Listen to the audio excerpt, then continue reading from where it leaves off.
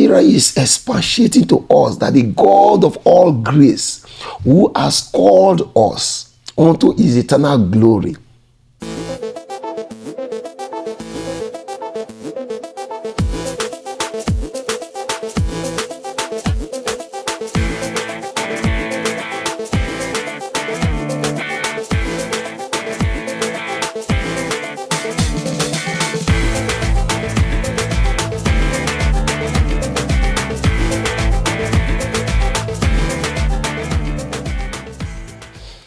Good morning, good afternoon, good evening, good night, wherever you're tuning into this channel, Oneverse. I want to welcome you to week 21 of 2024. And this week I am excited, super excited because of the verse the Lord is bringing on our way.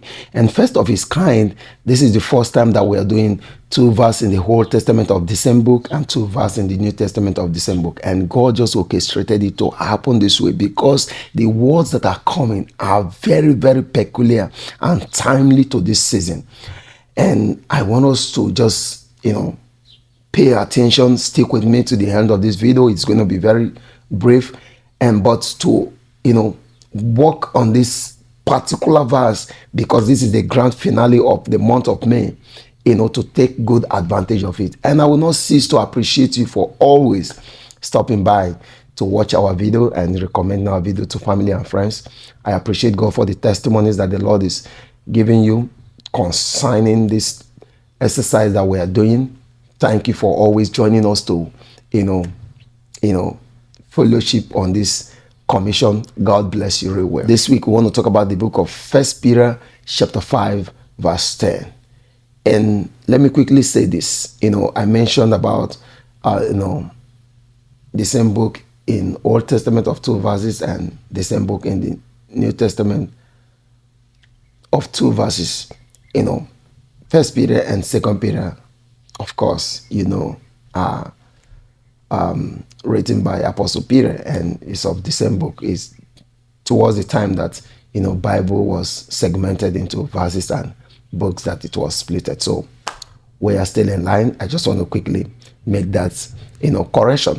So let's go to the book of 1 Peter chapter 5 verse 10. But the God of all grace, who has called us unto his eternal glory by Christ Jesus, after that ye have suffered a while, make you perfect, stablish, strengthen, and settle you.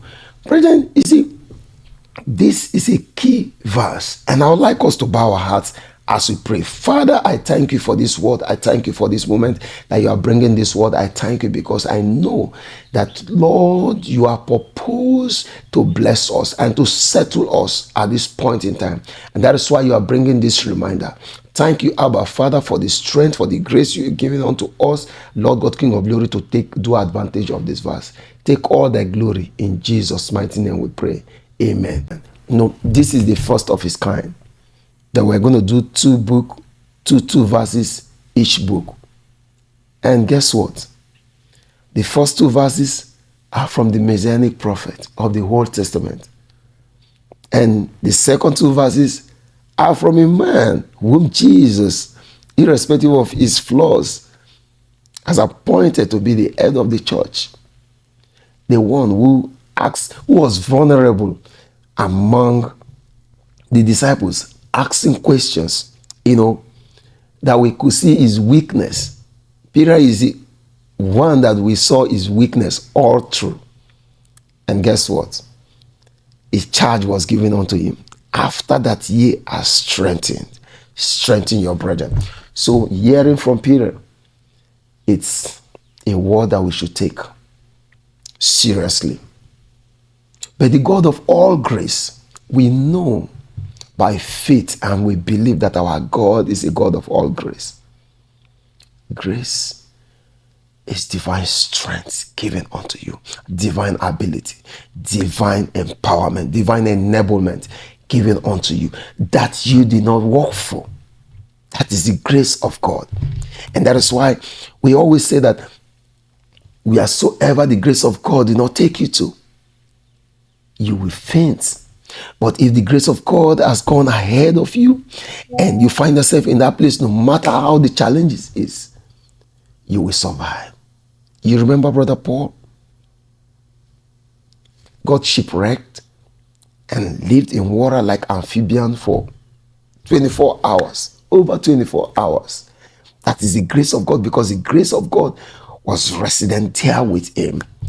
And Peter is expatiating to us that the God of all grace, who has called us unto his eternal glory. Glory is another dimension that I don't want to talk. Peter is expatiating to us that the God of all grace, who has called us unto his eternal glory.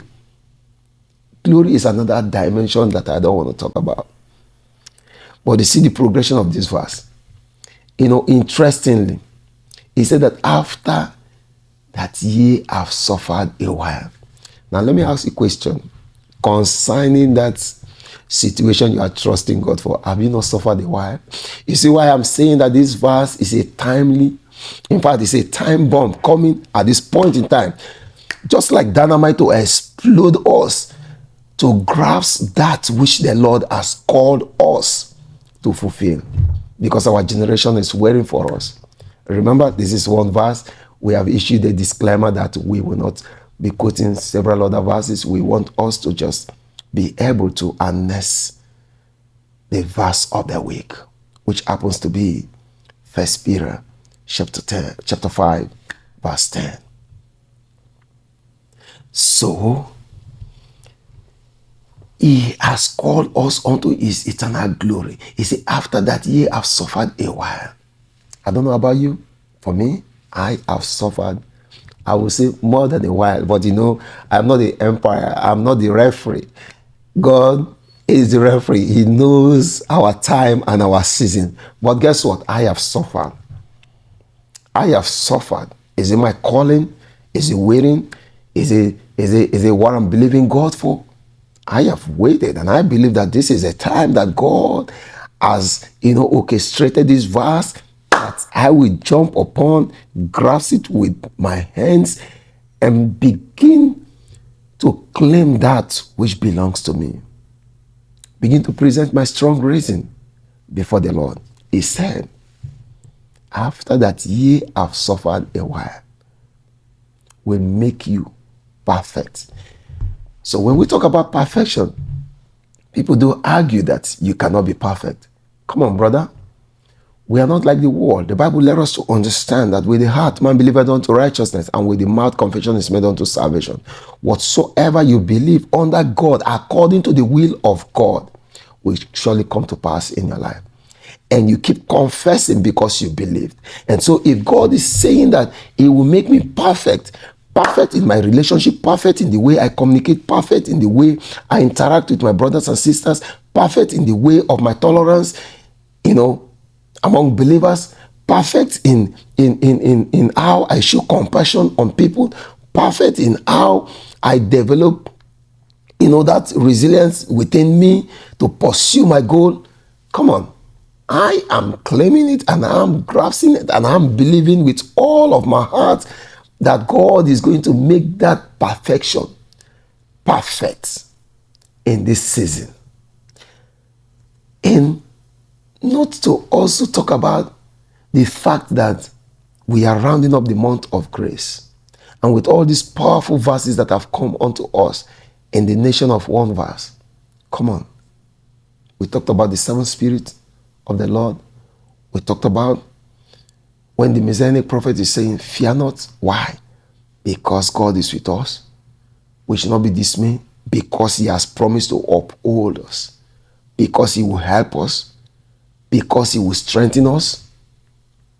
And last week we talked about that the God of all grace, according to his divine power, has given us all things pertaining to life and godliness.